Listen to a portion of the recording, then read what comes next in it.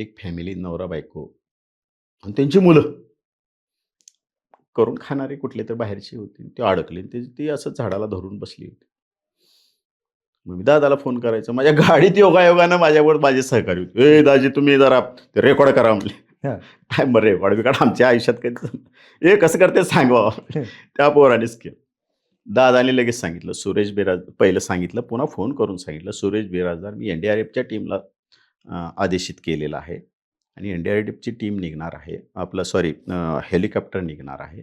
Helicopter मुंबईचे यायला उशीर होईल. मी पुण्यातून व्यवस्था केलेली आहे आणि ते हेलिकॉप्टर येऊन तुम्हाला मदत करेल. मी सगळ्याला सांगितलंय आणि ताबडतोब हे करायला सांगितलं." बरं.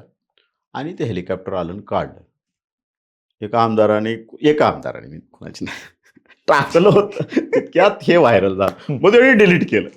कसे असते आमदाराचे कार्यकर्ते असतात. मी साहेबांनी केलं, साहेबांनी केलं.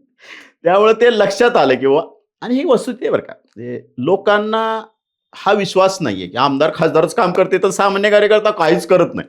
बरोबर. असं एक लोकांची भावना बऱ्याच जणांची झालेली असते. त्यामुळे आम्ही केलेलं असलं ते बऱ्याच गोष्टी झाकून जातात. आम्ही बऱ्याच गोष्टी करतो.